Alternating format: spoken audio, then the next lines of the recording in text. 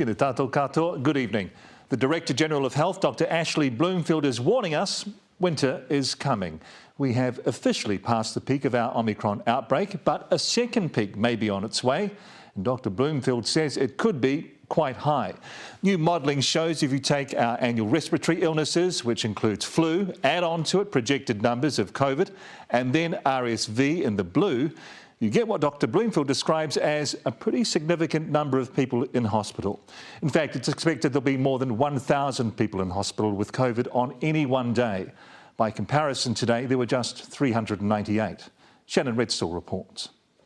Just as we thought we were on a one-way ticket to normality, COVID has reminded us we are still at its mercy. We may well be on our way back up again. The Director General of Health said today we have bottomed out and reached the lowest point in our outbreak, although it's not as low as was predicted. We thought our case numbers would come back to a baseline of around 3,000 to 5,000 a day.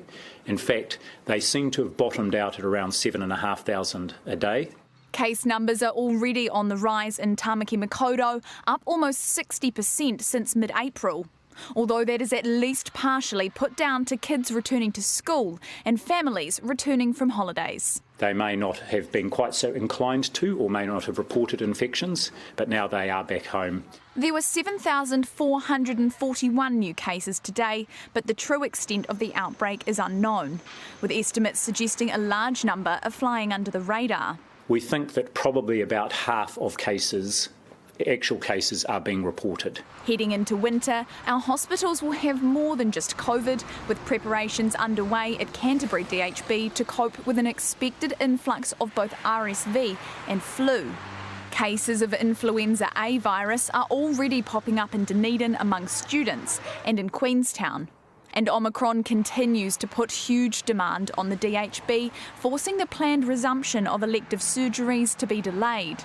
The DHB says the cumulative impact of COVID-19, including staff illness and industrial action, all impact on our ability to provide the level of planned care we would like to. Our health system will have a heavy load of respiratory illnesses through winter, and everybody can do their bit to help reduce the impact.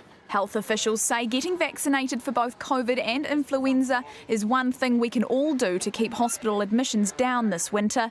But if this Auckland Vaccine Centre is anything to go by, we have a lot of work to do before then. Shannon, there are a lot of people at home tonight waiting for news of an extra booster shot. What did Dr. Bloomfield have to say about that?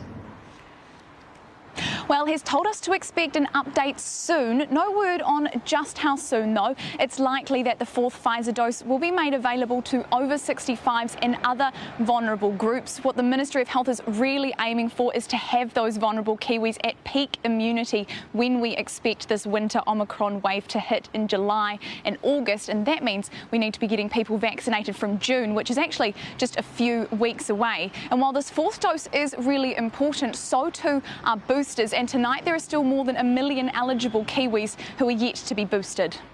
Ngā mihi, Shannon, thanks so much.